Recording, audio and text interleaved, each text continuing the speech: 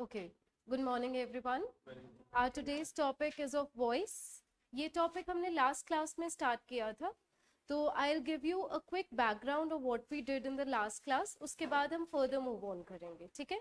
So voice as we know has two parts, active and passive voice. दो तरह की होती है, active voice and passive voice.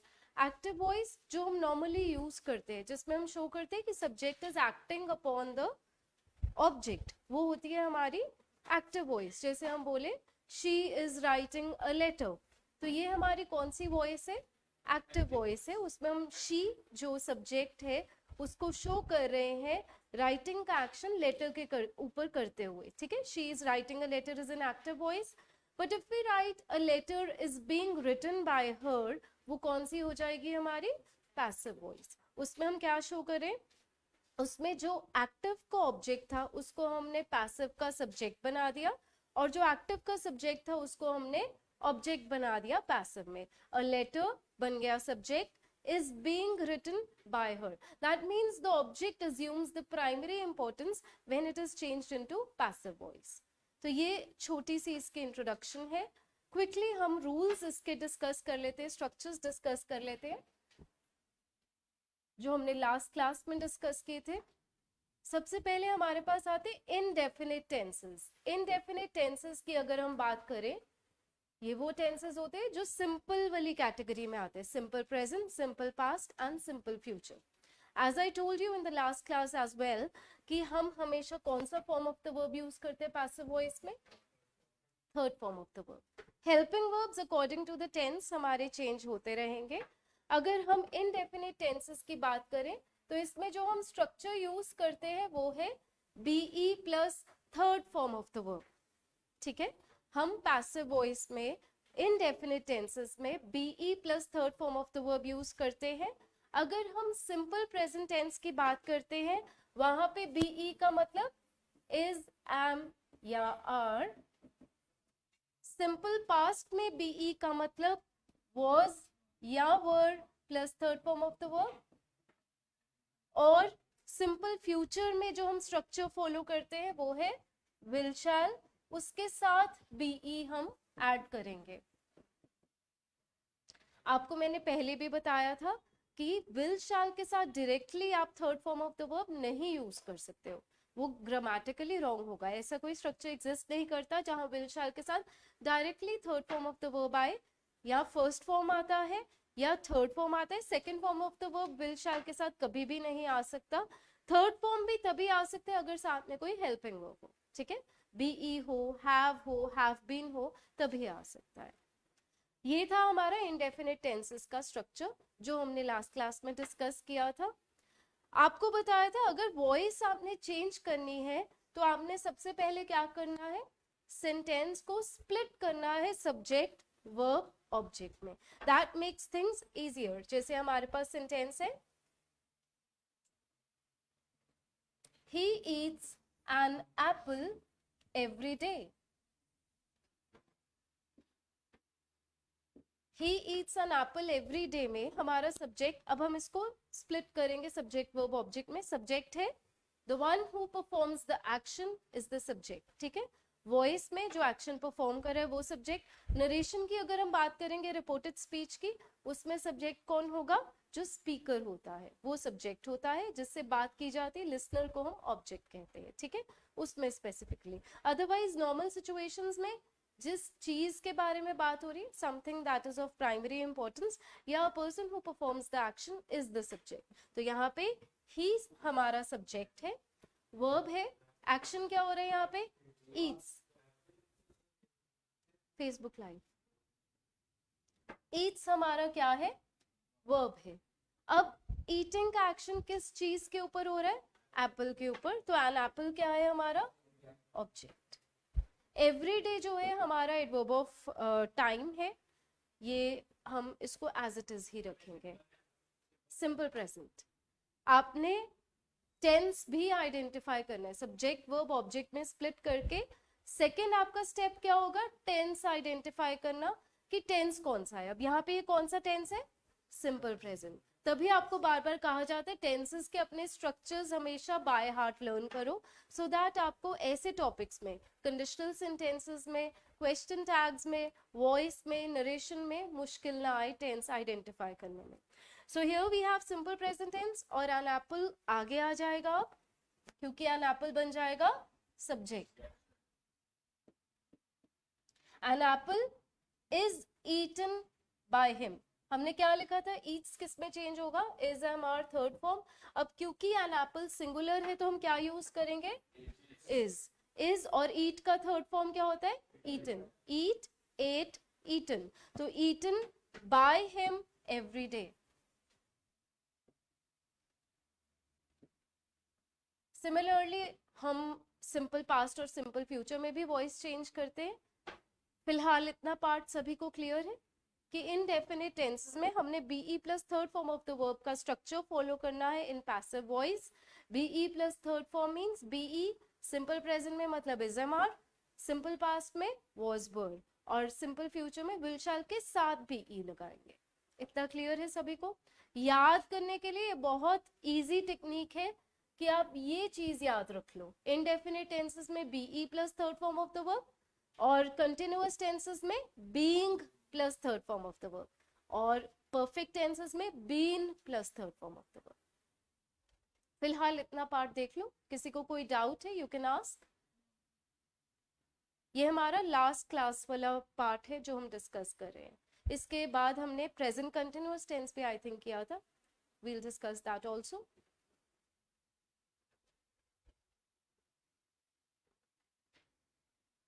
Have you all written down?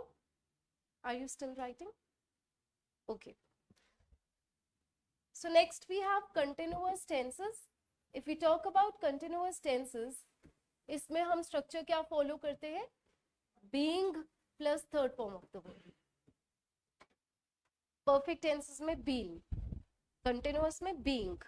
अगर हम present continuous tense की बात करें तो इसमें क्या आएगा, is, am, are plus being plus third form of the verb. Is, am, are plus being plus third form of the verb.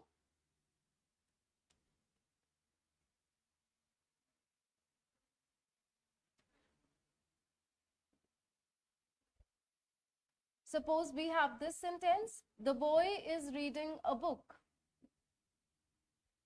Now here the first step should be of splitting the sentence into subject verb object. तो यहाँ पे हमारा subject है the boy, verb है is reading और a book है हमारा object. Now a book will become the subject when we'll change it into passive form.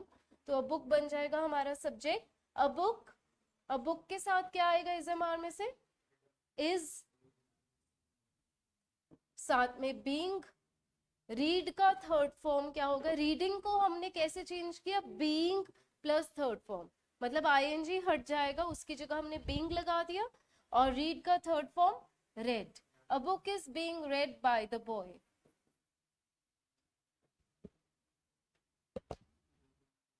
हाँ जी, क्लियर है ये सभी को. प्रेजेंट कंटिन्यूअस टेंस में हमने कैसे वॉइस चेंज की. अब एक और चीज, जो वॉइस होती है उसमें a continuous sentence, sorry, N interrogative sentence remains interrogative. ऐसा नहीं है कि आप उसको स्टेटमेंट में चेंज कर दोगे, वो नरेशन में होता है, रिपोर्टेड स्पीच में होता है कि किसी का जो क्वेश्चन है उसको हम असर्टिव सेंटेंस में चेंज करते हैं. Otherwise in voice a question remains a question, उसका बेसिक स्ट्रक्चर नहीं चेंज होता, टाइम फ्रेम सेम रहता है, हम पास्ट में नहीं जा रहे हैं.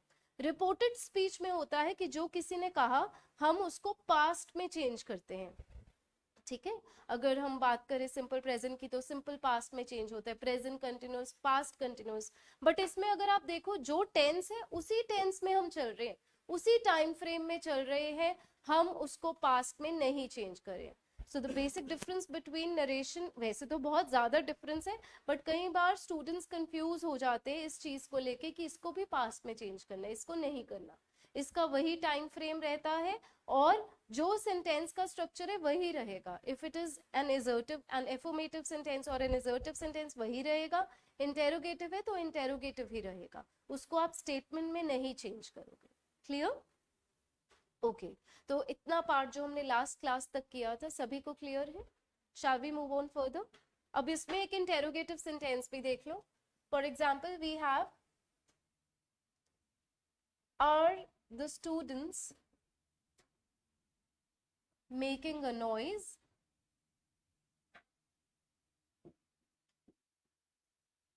Are the students making a noise? Now in this sentence again same technique, subject verb object में split करो. Subject है यहाँ पे, which is the subject?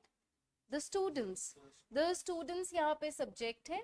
Verb है are making. I told you earlier also जो helping verb है वो verb के साथ ही रहेगा. तो are making इकट्ठा हमारा verb है. उसके बाद a noise हमारा object है. a noise अब subject बनेगा, but उससे पहले हमें helping verb लगाना पड़ेगा. Why? Because this is an interrogative sentence and in an interrogative sentence helping verb is placed before the subject. ठीक है? हाँ, तो a noise के लिए हम SMR में से is use करेंगे. Is a noise. आगे being made by the students. Is a noise being made by the students? Question mark. हाँ जी, क्लियर है ये सभी को? अगर what when why how वाला क्वेश्चन होगा तो what when why how आगे आ जाएगा, फिर helping verb, फिर subject आएगा. ठीक? Is it clear to all of you? आगे चले अब. Okay. Next we have past continuous tense. Past continuous tense मतलब जब वो एक्शन को रिपोर्ट किया गया तब वो अभी एक्शन चल रहा था. ठीक है? जैसे जब मैं उसके घर गया तब वो पढ़ रहा था. When I went to his house he was studying. तो यहाँ पे he was studying is in which tense? Past continuous tense. ठीक है? तो इसको जो हम नॉर्मली स्ट्रक्चर फॉलो करते हैं वो है was या were plus ing form of the verb, which when changes into passive voice becomes. अब आपको पता है continuous tense है तो passive voice में क्या स्ट्रक्चर आना है? being plus third form. इसको याद कर लो. indefinite be plus third form, continuous being plus third form, और साथ में helping verbs क्या लग जाएंगे? was या were. Was were plus being plus third form of the verb.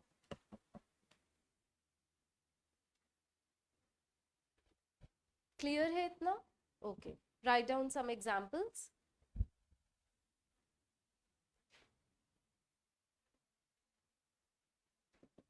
The tiger was looking at the goat.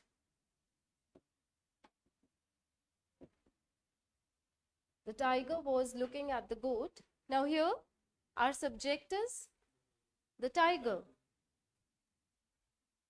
Now verb is was looking इकट्ठा. जो at है वो preposition है, verb के साथ लगी है, तो जब हम उसको passive में change करेंगे verb के साथ ही आएगी at. ठीक है? The goat है हमारा object. अब the goat बन जाएगा subject. The goat was being looked at. अब यहाँ पे was being looked हो गया है. ठीक है? looking किस में चेंज हो गया? being looked. was being looked at by the tiger.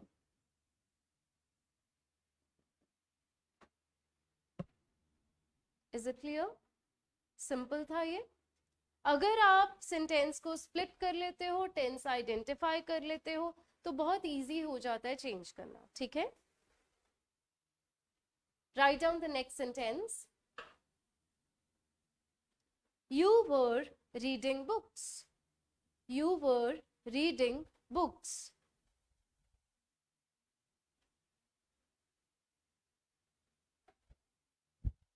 अब यहाँ पे सब्जेक्ट है you, were reading verb है, books है हमारा object.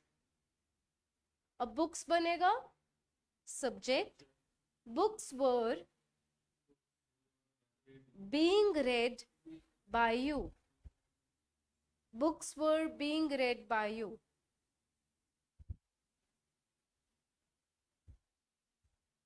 Is it clear?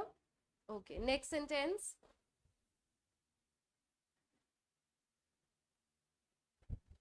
Were they watching a movie? Were they watching a movie?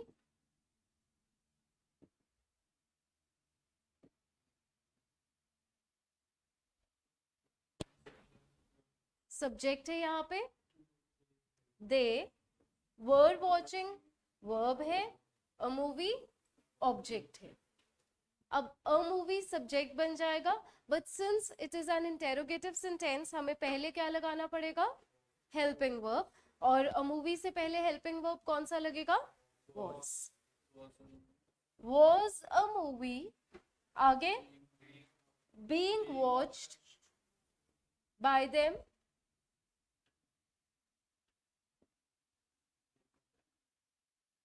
हाँ जी, किसी को प्रोनाउंस के चेंज में कोई प्रॉब्लम आ रही है? लास्ट क्लास में हमने डिस्कस किया था प्रोनाउंस कैसे चेंज होते हैं जब सब्जेक्ट टू ऑब्जेक्ट या ऑब्जेक्ट टू सब्जेक्ट चेंज होते हैं.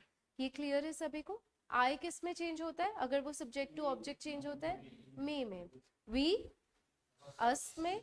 You remains you. He him. She her. It ही रहता है. They them. तो आपको उल्टा भी पता होना चाहिए कि देम अगर आया है तो वो किस में चेंज होगा, दे में. ठीक, क्लियर है ये सभी को? ओके. तो ये था इंटेरोगेटिव सेंटेंस. इंटेरोगेटिव सेंटेंस अगर पास्ट कंटिन्यूअस में हो तो उसकी वॉइस कैसे चेंज होती है, वी डिस्कस दैट. इसमें किसी को कोई डाउट है तो पूछ लो.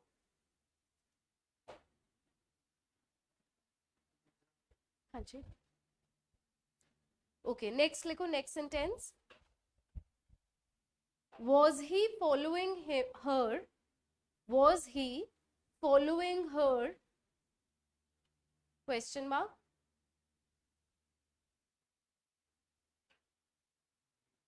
इसको ऐसे लिख लो. Was he following her instructions? Was he following her instructions? Instructions. INSTRUCTIONS.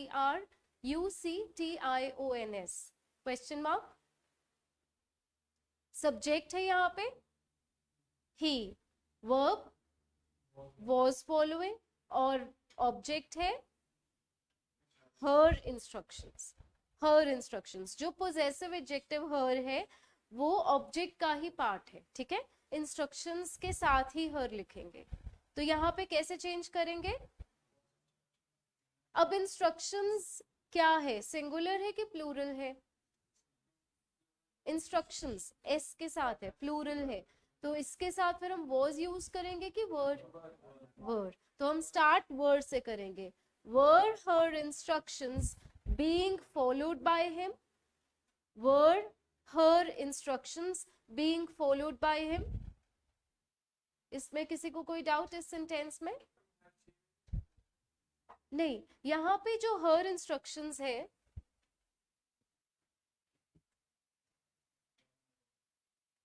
यहाँ पे हर प्रोनाउन नहीं है, ना ही ऑब्जेक्ट के लिए यूज किया है. यहाँ पे ये क्या है, पोजेसिव एडजेक्टिव.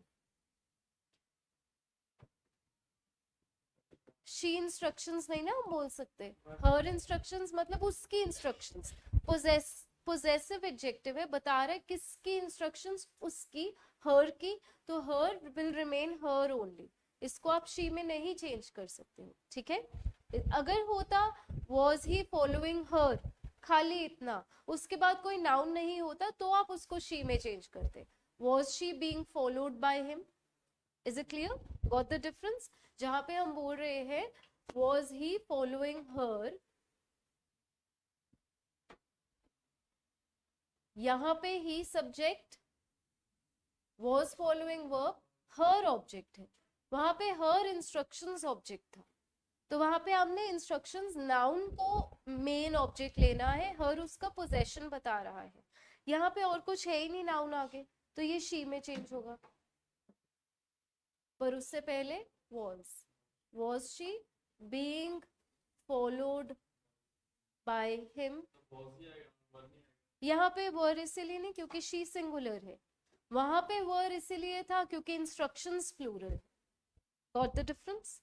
इंस्ट्रक्शंस क्योंकि हमारा मेन वहां पे ऑब्जेक्ट था ना, हर इंस्ट्रक्शंस पूरा ऑब्जेक्ट है, हर उसको उसका पोजेशन बताने के लिए हमने यूज किया है, ठीक है, किसकी इंस्ट्रक्शंस, उसकी इंस्ट्रक्शंस, बट मेन जो हमारा ऑब्जेक्ट है वो इंस्ट्रक्शंस ही है ना, ठीक।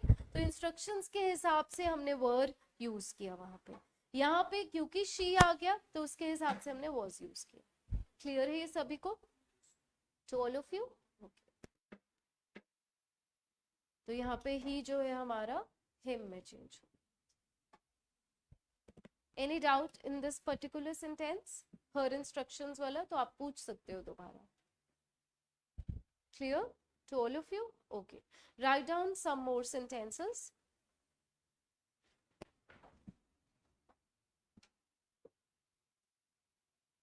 अब ये मिक्स हो सकते हैं, एक्टिव पैसिव दोनों में हो सकते हैं, तो हमने ये भी देखना है पैसिव में है कि एक्टिव में है, ठीक है।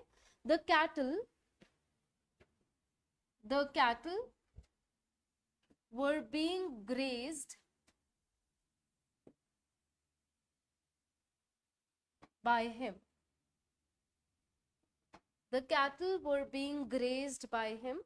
अब यहाँ पे सब्जेक्ट क्या है हमारा? सब्जेक्ट द कैटल, वो लेटर ऑन, अभी फिलहाल this is in passive voice. Passive voice के हिसाब से सब्जेक्ट है हमारा द कैटल और वर्ब है वर्ड बीइंग ग्रेज्ड। तो बीइंग से आपको पता लग रहा है कि ये कौन सी वॉइस है, पैसिव वॉइस है, ठीक है। बीइंग से be form of the verb या बीइंग से, ठीक है, आप आइडेंटिफाई करोगे कि this is in passive voice. और हिम है हमारा ऑब्जेक्ट, अब हिम चेंज हो जाएगा सब्जेक्ट में तो ही बन जाएगा ही। अब ही के साथ क्या लगाएंगे, वॉज, क्योंकि पास्ट कंटिन्यूअस है, या वॉज आएगा या वर्ड, ही सिंगुलर है तो उसके साथ वॉज लगाएंगे। He was grazing the cattle,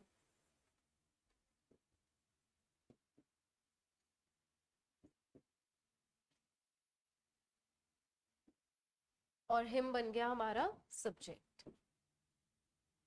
clear? Both phase आपको आना चाहिए, एक्टिव टू पैसिव भी चेंज करना आना चाहिए और पैसिव टू एक्टिव भी पता होना चाहिए। Clear? Okay, next sentence. Why was he writing a letter? Why was he writing a letter? Question mark.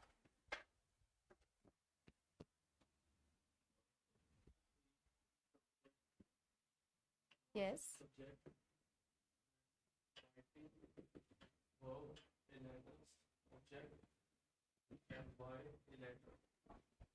जो why है इंटेरोगेटिव सेंटेंस है, why स्टार्टिंग में ही रहेगा, हम उसको कुछ नहीं छेड़ेंगे, उस बिगिनिंग में ही हम लिखेंगे। ही है subject, was writing verb, a letter है हमारा ऑब्जेक्ट। अब why के बाद पहले हेल्पिंग वर्ब आएगा, बाद में सब्जेक्ट आएगा, ठीक है। What, when, why, how, WH words वाले क्वेश्चंस में भी जो WH वर्ड है उसके बाद पहले आप लगाओगे हेल्पिंग वर्ब, बाद में लगाओगे सब्जेक्ट, बिकॉज है इंटेरोगेटिव सेंटेंस। इंटेरोगेटिव सेंटेंस में ही हम what, when, why, how starting में लिखते हैं ना, एक्सक्लेमेटरी में भी लिखते हैं, जैसे अगर हम बोले व्हाट अ ब्यूटीफुल सीनरी, तो वो अलग सिचुएशन हो गई। यहाँ पे इंटेरोगेटिव की अगर हम बात करें, सिंस इंटेरोगेटिव है, helping verb should come before the subject, तो यहाँ पे जो अ लेटर है उससे पहले हम लगाएंगे हेल्पिंग वर्ब, कौन सा, was, क्योंकि सिंगुलर है। why was a letter being written by him? Tense का ध्यान रखना है, टेंस आइडेंटिफाई करके तभी चेंज करना है। why was a letter being written by him, ठीक है। अभी तो we know we are doing past continuous tense, तो वही चल रहा है, पर जहां पे मिक्स सेंटेंसेस आते हैं you should be able to identify which tense it is in. Clear? Okay, next sentence.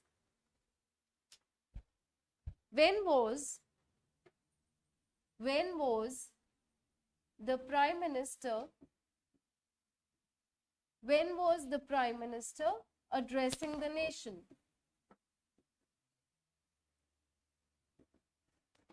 When was the prime minister addressing the nation? Subject है यहाँ पे द प्राइम मिनिस्टर, वर्ब है was addressing, और the nation है हमारा object. Now the nation will become the subject, but उससे पहले हमें क्या क्या लिखना है? when, और द नेशन से पहले आ जाएगा was. when was the nation being addressed by the prime minister?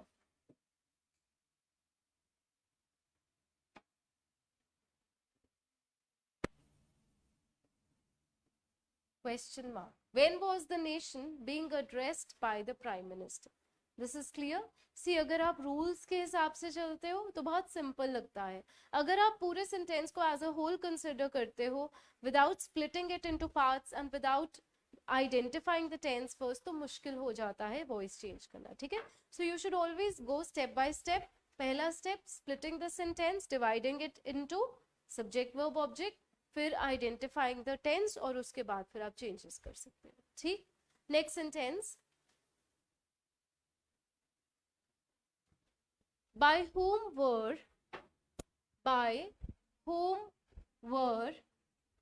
we being disturbed?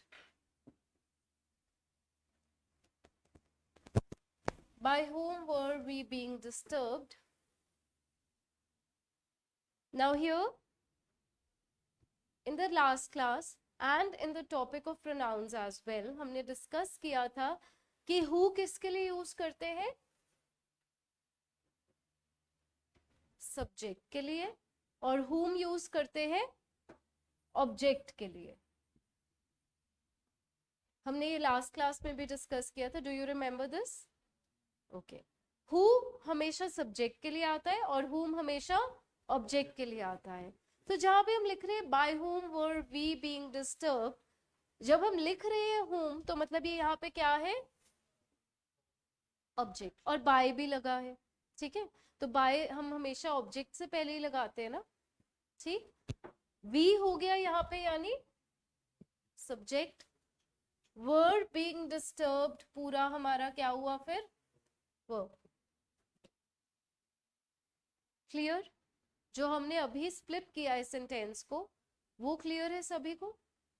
जो who है, क्योंकि वो सब्जेक्ट होता है, तो यहाँ पे whom फिर क्या होगा? ऑब्जेक्ट होगा. ठीक, तो ये ऑब्जेक्ट हो गया. were being disturbed हमारा verb हो गया, और सब्जेक्ट फिर क्या है? we. ठीक, अब we बन जाएगा हमारा ऑब्जेक्ट जब हम इसको एक्टिव में चेंज करेंगे. अब हमने इसको, ये ऑलरेडी किस में है? बीइंग डिस्टर्ब्ड आपको बताता है कि कौन सी वॉइस में है? पैसिव वॉइस में. हमने इसको एक्टिव में चेंज करना है, तो अगर एक्टिव में चेंज करना है, ये अब बन जाएगा वी जो है ऑब्जेक्ट में चेंज होगा तो अस बन जाएगा. ठीक है, पर उससे पहले हम इसको देखते हैं. अगर हुम ऑब्जेक्ट है तो इसको सब्जेक्ट में जब चेंज करेंगे क्या बनेगा? हु. तो हु से स्टार्ट करेंगे, बाय नहीं लगाएंगे. बाय ऑब्जेक्ट के पहले लगता है, सब्जेक्ट के पहले नहीं, तो बाय हट जाएगा. तो ये क्या बन जाएगा? हु. अब क्या आएगा?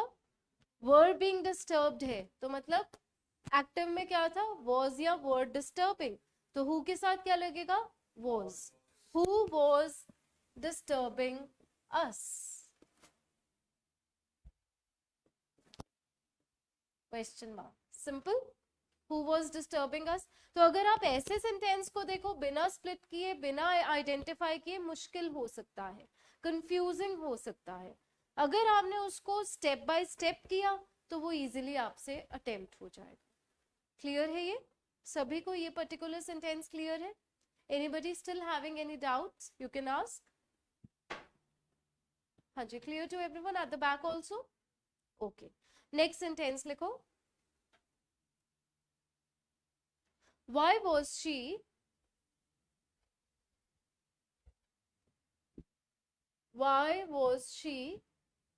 laughing at you? Question mark. Why was she laughing at you? ये कौन सी वॉइस है? एक्टिव की पैसिव? एक्टिव है. ठीक है, क्योंकि हमने was were ing form of the verb use किया है. was laughing. अब यहाँ पे सब्जेक्ट क्या है हमारा? शी वर्ब है, was laughing, और at जो है वो वर्ब के साथ रहेगा. जो preposition at है हमने वर्ब के साथ यूज किए, तो उसी के साथ हम रखेंगे जब चेंज करेंगे. you है हमारा ऑब्जेक्ट, तो ये कैसे बनेगा? y स्टार्टिंग में आएगा. अब उससे पहले हम हेल्पिंग वर्ब लगाएंगे. सब्जेक्ट हमारा बनेगा यू. यू के लिए हम was या were में से क्या यूज करेंगे? were. were. यू के साथ were आता है, was नहीं. ठीक है, you are, you were. Why were you being laughed at by her? हाँ जी, टेंसेस हमने किए थे तब आपको बताया था यू के साथ जनरली प्लूरल वर्ब ही आता है. वर आएगा, आर आएगा, हैव आएगा, और जो वर्ब आएगा वो विदाउट एस आएगा. ठीक है, you play, you eat, you drink. हम ये तो नहीं बोलते you plays, you eats, you drinks, नहीं ना. प्लूरल वर्ब आता है हमेशा यू के साथ, कभी भी सिंगुलर नहीं आता. Remember this. Why were you being laughed at by her? तो जो at preposition है हमने laughed के साथ लिखी है. Clear to all of you? Okay. अब future continuous में voice change नहीं होती है. So write down a note. Voice doesn't change in future continuous tense.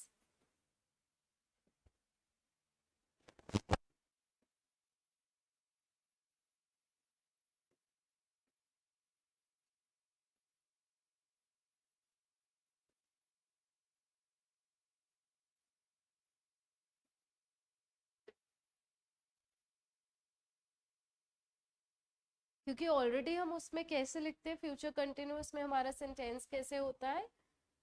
She will be doing this, है ना. ऑलरेडी विल बी डूइंग आ गया. अब उसको हम फर्दर कैसे चेंज करेंगे? पॉसिबल ही नहीं है चेंज करना, इसलिए फ्यूचर कंटिन्यूअस पे वॉइस चेंज नहीं होती है. ओके, सो कंटिन्यूअस सेंटेंसेस सभी को क्लियर है? जितना पार्ट अभी तक हमने किया है वॉइस का, सभी को क्लियर है? See if you proceed step by step, तब आपको क्लैरिटी रहेगी, चेंज करना इजी होगा. बट अगर आप बोलो मैं पूरा सेंटेंस इकट्ठा देख के इसको चेंज करूँ तो डिफिकल्ट हो सकता है, कंफ्यूजिंग हो सकता है. ठीक है, to avoid any mistake make sure आप उसको स्प्लिट करके टेंस आइडेंटिफाई करके फिर चेंज करो. ओके, तो जितना पार्ट अभी तक हमने कवर किया है, इसमें किसी को कोई डाउट है आप पूछ सकते हो, अदरवाइज हम परफेक्ट टेंस से स्टार्ट करते हैं. Clear? Okay, so next we move on to the perfect tenses. Perfect tense में मैंने आपको बताया क्या यूज होता है structure? Been plus third form of the verb. ठीक है, बीन, बी डबल ई है. सो सबसे पहले हमारे पास है present perfect tense. Present perfect tense में हम नॉर्मली क्या स्ट्रक्चर यूज करते हैं? एक्टिव वॉइस में हैज या have plus third form of the verb. याद है टेंसेस के स्ट्रक्चर्स? जो हैज है वो किसके साथ यूज करते हैं? सिंगुलर सब्जेक्ट के साथ. और हैव किसके साथ यूज करते हैं? प्लूरल सब्जेक्ट आई और यू के साथ भी. ठीक है, प्लूरल सब्जेक्ट्स की जब हम बात करते हैं तो उसमें प्लूरल प्रोनाउंस भी आ जाते हैं, वी, दे, वो भी आ जाते हैं. बट आई और यू हम स्पेसिफाई अलग से करते हैं, क्योंकि यू के साथ हमेशा प्लूरल वर्ब लगता है, और आई जो होता है उसके साथ कभी सिंगुलर कभी प्लूरल. ठीक है, तो इसलिए अलग से स्पेसिफाई करते हैं. Now when it changes to passive voice, तो क्या स्ट्रक्चर बन जाता है? हैज या have plus been plus third form of the verb. Has, have plus been plus third form of the verb.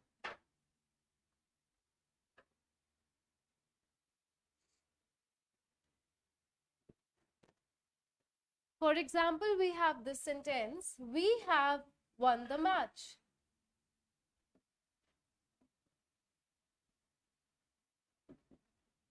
We have won the match में हमारा subject है we, have won verb, the match है object.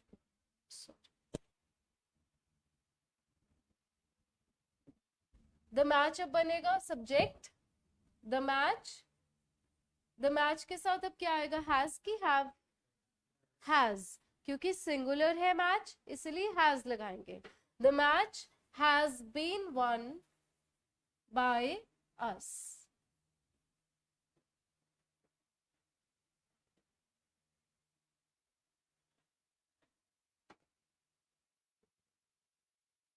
Clear है ये to all of you? Simple था ये sentence. आगे लिखो. हाँ जी. हाँ हाँ, मैच हमारे द्वारा जीत लिया गया है उस सेंस में, मतलब जो काम हो चुका है उस सेंस में. ठीक है, जीता जा चुका है, हम ऐसे बोलेंगे, जीता जा चुका है. नेक्स्ट सेंटेंस लिखो.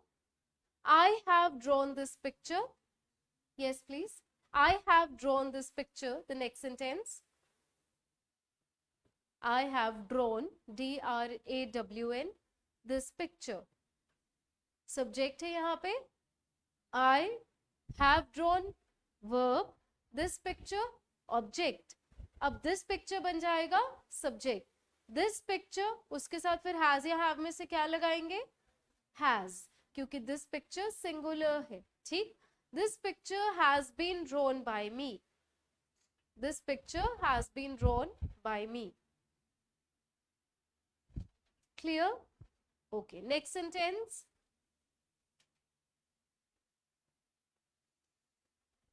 Has he done this mistake? Has he done this mistake?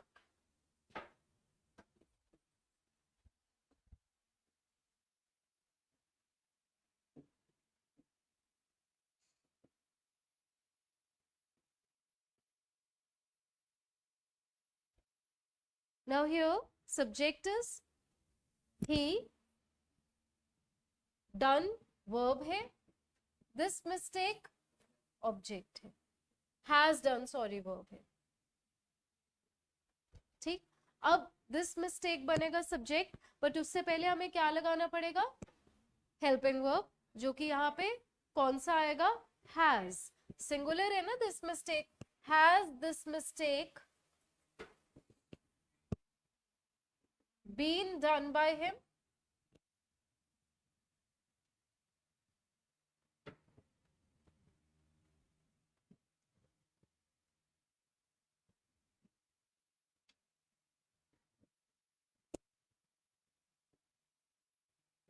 So always remember, in voice an interrogative sentence will always remain interrogative. इसको हमने assertive sentence में नहीं change कर. ठीक. Has this mistake been done by him? Question mark. Clear है ये sentence? Next लिखो. She has not bought. She has not bought. By का second form. यहाँ पे हम third use करें. B-O-U-G-H-T. She has not bought these books. She has not bought these books. Subject है यहाँ पे. She has not bought पूरा verb. These books object. तो यहाँ पे क्या आएगा? These books have not been bought by her. क्योंकि books plural है तो हम क्या लगाएंगे? Have. These books have not been bought by her.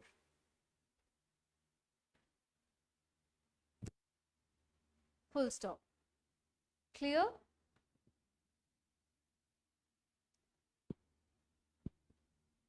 आगे लिखो. A few more sentences. Where have you kept my shoes?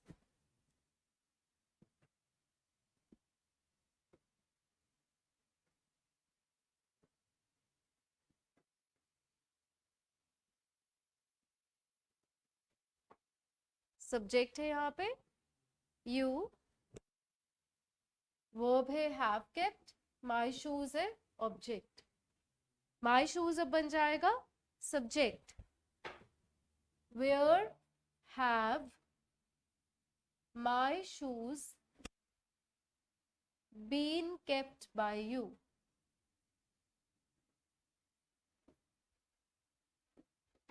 Where have my shoes been kept by you? Clear? क्योंकि shoes plural है इसीलिए हमने have use किया. ठीक. अब यहाँ पे my को आपने किसी और में नहीं चेंज करना. my as it is ही रहेगा. ठीक. possessive adjective है तो वो सेम रहेगा. नेक्स्ट लिखो, why has she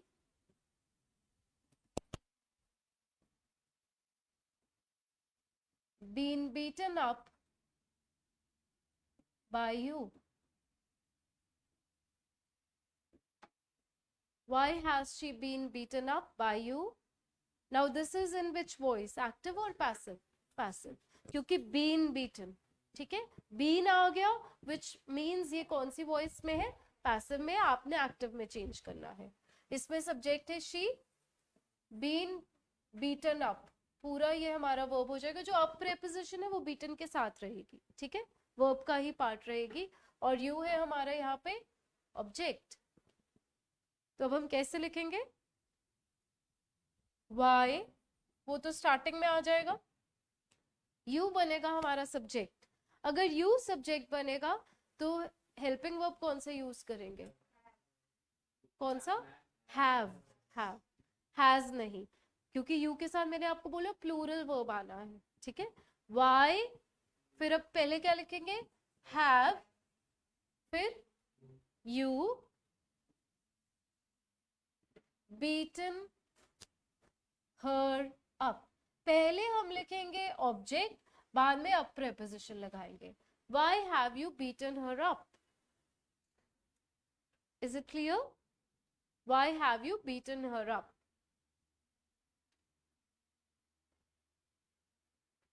एक लास्ट इसका एग्जाम्पल लिख लो. What have you done? What have you done? Question mark. Subject है यहाँ पे you, वर्ब है have done, और जो what है वो ऑब्जेक्ट हो गया. मतलब जो कुछ उसने किया है वो हमारा ऑब्जेक्ट है. हम पूछ रहे क्या किया, तो क्या ही यहाँ पे ऑब्जेक्ट है. अब क्योंकि इंटेरोगेटिव सेंटेंस है तो what स्टार्टिंग में ही रहेगा, उसकी पोजीशन नहीं चेंज होगी. what स्टार्टिंग में लिखेंगे, उसके बाद क्या लिखेंगे? what been आना है. what has been done by you. What has been done by you?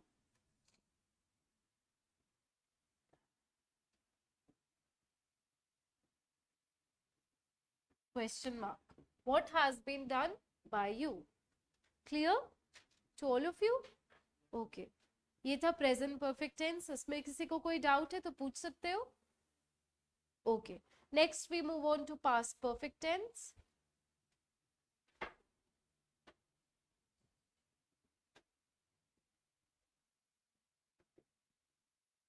Past perfect में हम क्या स्ट्रक्चर यूज करते हैं?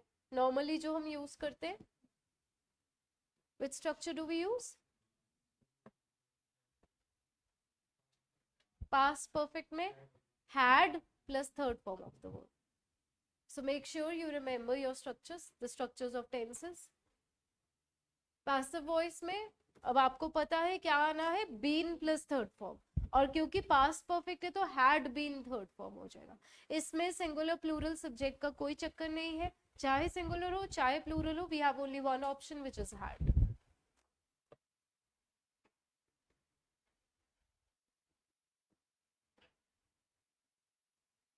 Clear? Example.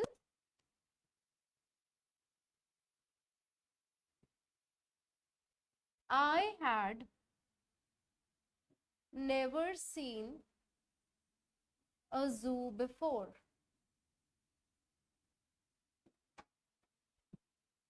I had never seen a zoo before. अब यहाँ पे subject है I, had never seen verb, a zoo हो गया हमारा object. Before as it is रहेगा. अब a zoo बनेगा subject. A zoo had never been seen by me before. A zoo had never been seen by me before.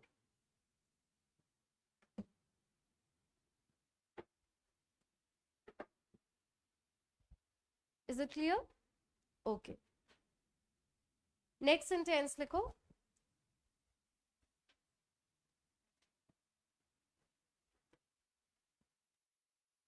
he had already read the books. He had already read the books.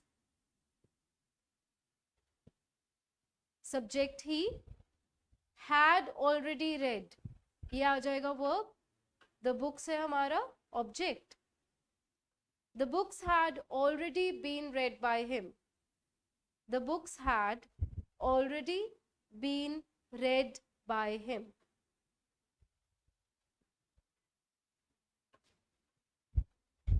Next लिखो. Had he told you the truth?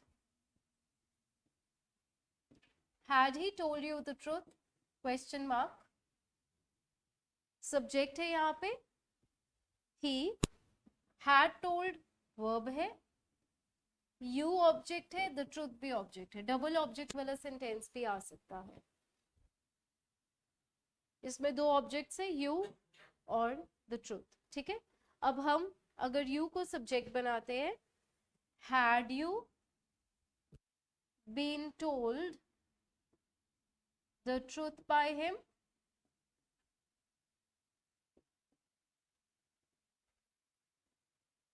Had you been told the truth by him? या इसको हम ऐसे भी लिख सकते हैं, had the truth been told to you by him?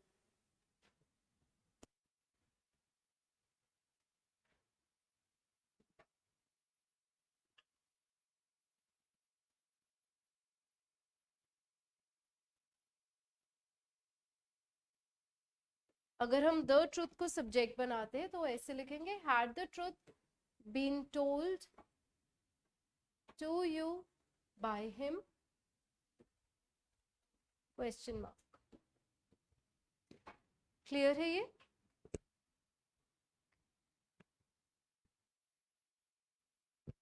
हाँ जी, क्लियर है ये सभी को sentence? Okay.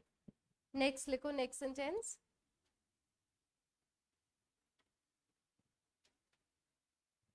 by whom had, अब ये मिक्स्ड है, by whom had the chair been broken?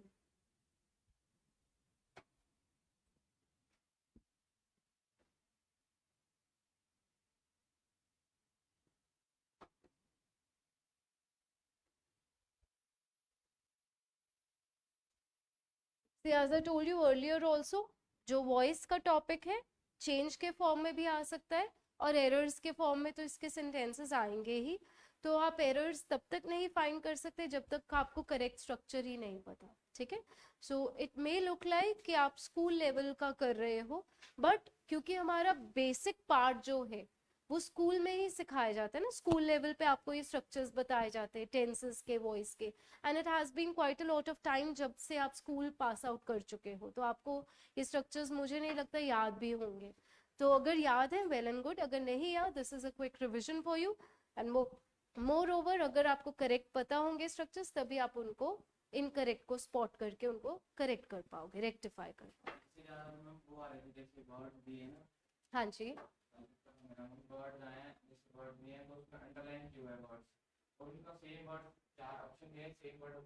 synonyms बताने. synonyms and antonyms as I told you is very vast.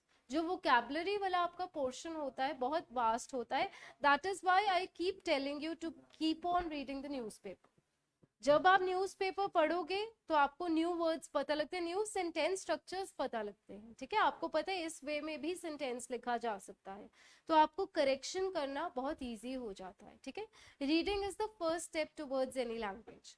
जब आप रीड करोगे तभी आपके माइंड के अंदर वर्ड्स बैठते हैं, न्यू वर्ड्स बैठते हैं, उनके सिनोनिम्स. मैं बोलती हूँ कि जब भी आपको कोई नया वर्ड मिलता है उसका देयर एंड देन मीनिंग देखो और सिनोनिम्स भी देखो. ठीक है. थिसॉरस जो आपके पास होती है उसमें से उसके सिनोनिम्स और एंटोनिम्स भी साथ ही देखा करो, because it is not possible in the class कि हम इतने सारे वर्ड्स डिस्कस करें. हमारे पास लिमिटेड टाइम होता है इंग्लिश के लिए, so we can not discuss such a vast vocabulary in class itself. आप अपने लेवल पे, जैसे मैं बोलती हूँ, न्यूज़पेपर्स रीड करते रहा करो. If you have any doubt you can ask. ठीक है. करेक्ट स्पेलिंग्स, यस, उनको हम होमोफोन्स बोलते हैं। जो होमोफोन्स है कि साउंड सेम है, प्रोनाउंसिएशन सेम है, और उनका यूजेज डिफरेंट है और स्पेलिंग्स डिफरेंट है, वो होमोफोन्स होते हैं। ठीक है, तो वही है, ये सारा कुछ आपका वोकैबुलरी का पार्ट है।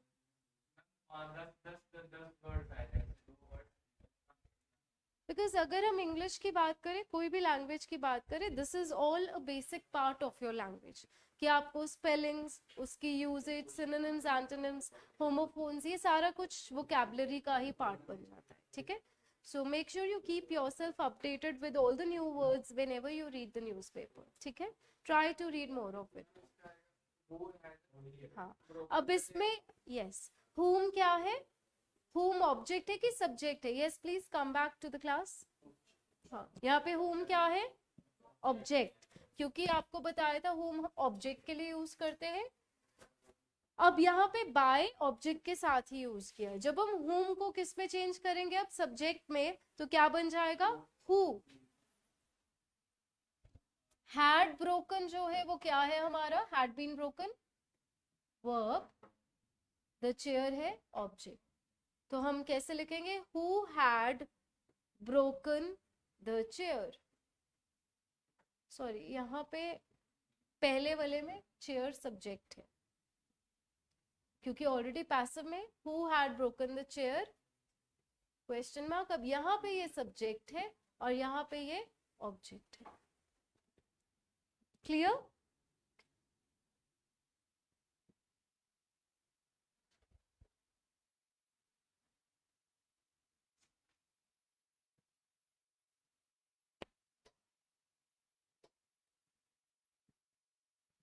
इसका एक और सेंटेंस लिखो, why had you written everything on the wall।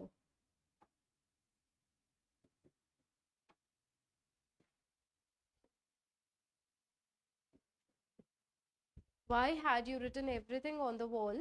now यहाँ पे सब्जेक्ट है you, had written verb, everything जो है वो है हमारा object, on the wall prepositional phrase है, वो as it is रहेगा। ठीक है, तो अब हम इसको कैसे चेंज करेंगे, why बिगिनिंग में ही आएगा, उसके बाद had, everything अब सब्जेक्ट बन जाएगा, why had everything been written by you on the wall।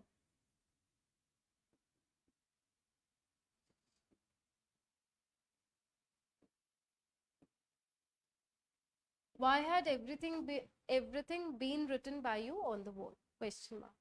is it clear? ये था हमारा पास्ट परफेक्ट टेंस। इसमें कोई डाउट है, आप पूछ सकते हो।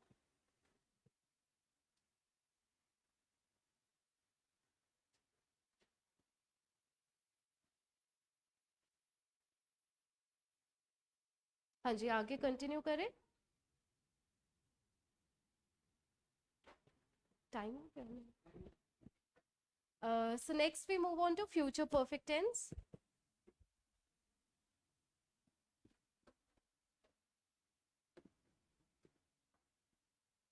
फ्यूचर परफेक्ट नॉर्मली हम क्या स्ट्रक्चर फॉलो करते हैं, विल या शैल plus have plus third form of the verb. इसमें सिर्फ क्या ऐड होगा, बीन ऐड होगा, विल या shall, have been plus third form of the verb.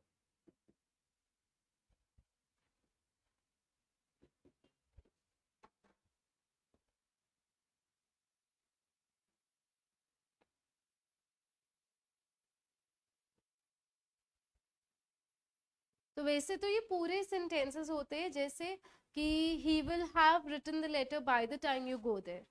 दो पार्ट्स होते हैं कि जब तक तुम वहां जाओगे वो लेटर लिख चुका होगा, तो वहां पे हम मतलब पूरा सेंटेंस नॉर्मली बोलते हैं, बट क्योंकि हम वॉइस करें तो अभी फिलहाल हम उतना ही पोर्शन कवर कर रहे हैं, उतना ही पार्ट ऑफ द सेंटेंस ले रहे हैं जिसमें वॉइस चेंज होगी। ठीक है, अदरवाइज कंप्लीट सेंटेंस क्या होगा, he will have written a letter by the time you go there. तो by the time you go there वाला पार्ट हमारा एज इट इज रहेगा, वॉइस जहां पे मेन एक्शन परफॉर्म हो रहा है उसी की चेंज होगी।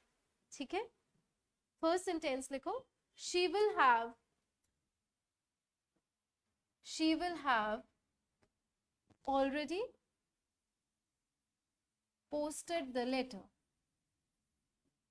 She will have already posted the letter. Now here subject है, she will have already posted, verb, the letter है object. अब the letter बनेगा subject, the letter will have already been posted by her.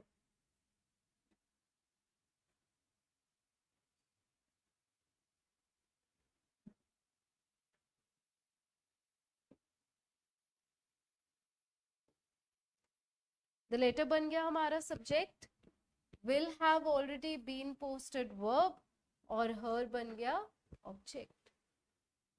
Clear? Okay. Next sentence.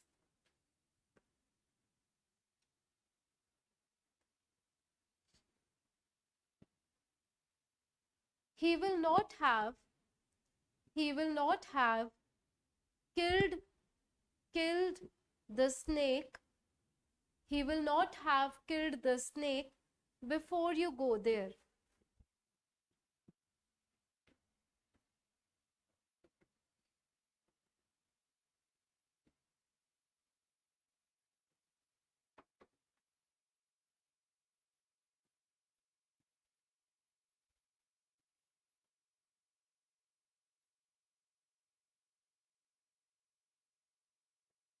अब यहाँ पे subject है he will not have killed verb the snake object before you go there वाला clause as it is रहेगा, क्योंकि main ये है हमारे लिए जिसमें कोई एक्शन परफॉर्म हो रहा है.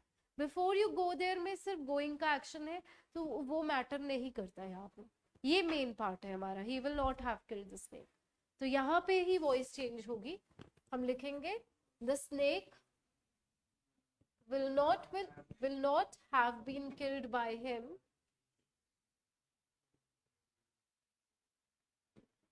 before you go there.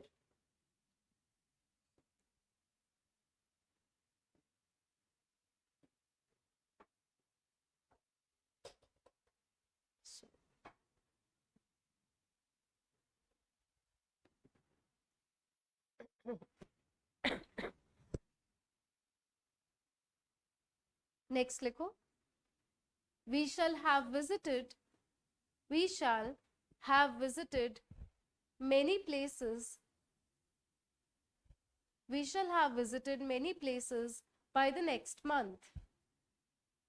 We shall have visited many places by the next month. Subject है यहाँ पे, we shall have visited verb, many places object, by the next month prepositional phrase है वो as it is रहेगा. ठीक है, तो अब सब्जेक्ट क्या बनेगा, many places. Many places will have been visited by us by the next month. Many places will have been visited by us by the next month. Clear? हाँ जी, इसमें किसी को कोई डाउट इस पर्टिकुलर सेंटेंस में? Okay.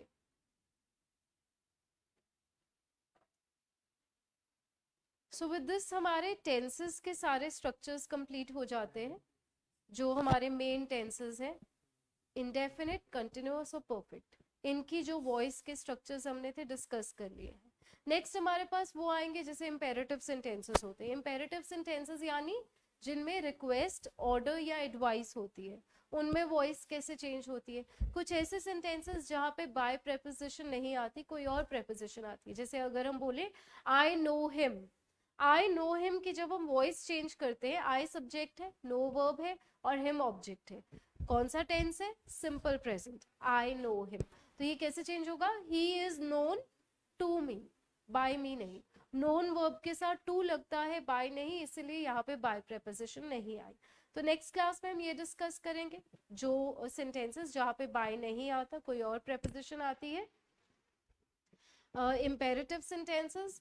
उसके बाद हमारे पास इन्फिनेटिव वर्ब वाले भी सेंटेंसेस है, वो भी हम डिस्कस करेंगे, इम्प्लाइड सब्जेक्ट वाले भी. वील डू वन थिंग, हम क्विकली वो सेंटेंसेस डिस्कस कर लेते हैं जहाँ पे बाय प्रेपोजिशन नहीं आती, वो हमारा पार्ट अभी कवर हो जाएगा. That is a very short part. So write down the heading, sentences in which by preposition is not used.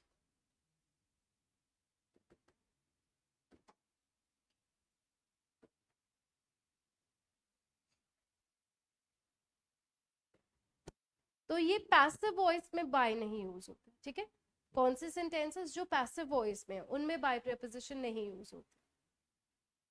तो कुछ वर्ब्स लिख लो ताकि आपको पता हो इनके साथ कौन सी प्रेपोजिशन यूज होती है. नोन के साथ टू, अनॉयड के साथ एट, लाइंड के साथ विद, कंटेन्ड के साथ इन,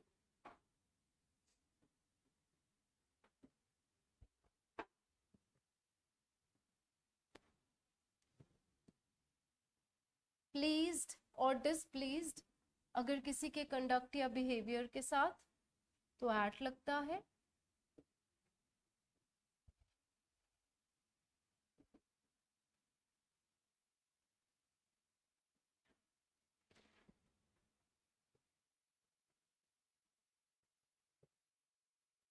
satisfied with,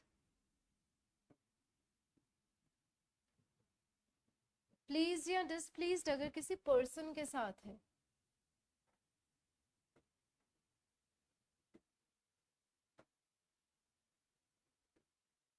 तो विद आएगा.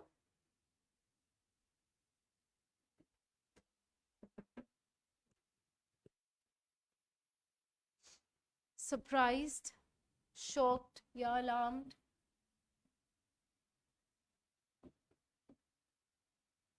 इसके साथ भी eight.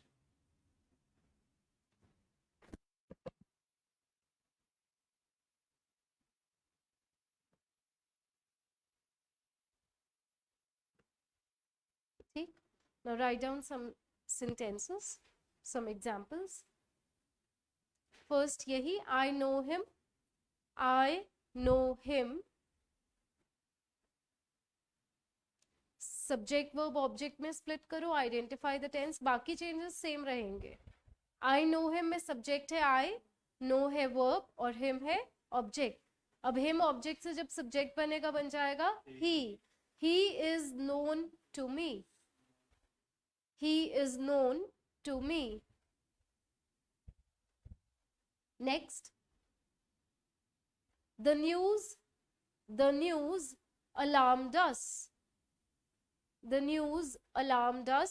Alarmed, A-L-A-R-M-E-D. The news subject, alarmed verb, us object. तो बस जब सब्जेक्ट बनेगा बन जाएगा we were. कौन सा टेंस है? सिंपल पास्ट है तो were, was, were third form आता है. तो we were alarmed at the news. by the news नहीं, at the news. We were alarmed at the news. Next, people lined the road on both the sides. People lined the road on both the sides. Subject है people, lined verb, the road object, on both the sides prepositional phrase है वो as it is रहेगा. अब यहाँ पे the road was lined with people on both the sides.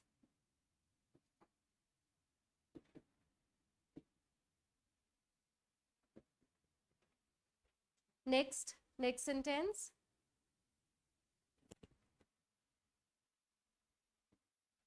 This vessel contains milk.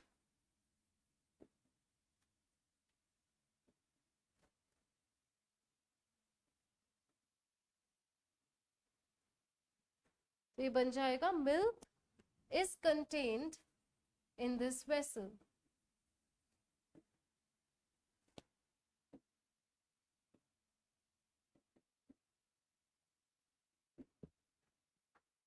Bye नहीं in आएगा, ठीक है, in this vessel. Next, can you please her. Please her का मतलब make her happy. Can you please her, तो यहाँ पे you subject है, कैन प्लीज वर्ब है और हर है ऑब्जेक्ट. अब can say he sentence start होगा, जिससे विल शैल होते हैं ना, वैसे ही अगर कोई सेंटेंस किसी और मॉडल से स्टार्ट हो रहा है, जैसे कैन, कुड, मे, माई, तो वो सेम मॉडल ही आएगा. रिपोर्टेड स्पीच होती है जिसमें मॉडल पास्ट में चेंज हो जाता है, जैसे विल वुड में चेंज होता है, कैन कुड में चेंज होता है, मे माइट में चेंज होता है. यहाँ पे सेम ही आएगा मॉडल, मॉडल नहीं चेंज होगा, ठीक है. तो ये आपने चीजें ध्यान में रखनी है, क्योंकि करेक्शन में ऐसे हो सकता है कि कुड से स्टार्ट किया हो पैसिव वॉइस में, बट वो नहीं है, ठीक है, सेम मॉडल आएगा. कैन, अब हर बनेगा सब्जेक्ट तो शी बन जाएगा. Can she be pleased with you, question mark. Can she be pleased with you, question mark.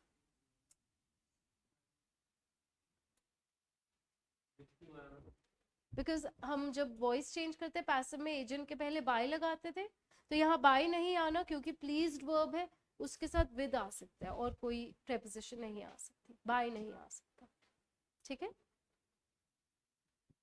Next, your behaviour displeased me.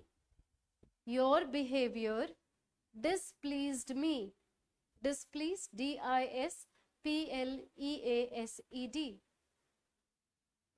Displeased me, यहाँ पे सब्जेक्ट है योर बिहेवियर, डिसप्लीज्ड है वर्ब और मी है ऑब्जेक्ट. अब मी बनेगा सब्जेक्ट तो बन जाएगा आई. डिसप्लीज्ड कौन से टेंस में है, सिंपल पास्ट, तो आई के साथ फिर क्या आएगा, was. I was displeased at your behaviour. I was displeased at your behaviour.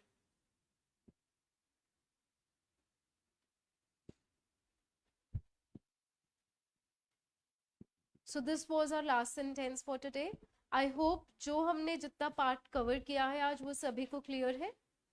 Is it clear to everyone? If you have any doubt, you can once go through the topic, the part which we have covered till now. ये आप go through कर लेना एक बार घर जाके. If you have still any doubt, you can ask tomorrow or whenever we have our next class. Okay? Okay. We'll wind up here only. Thank you.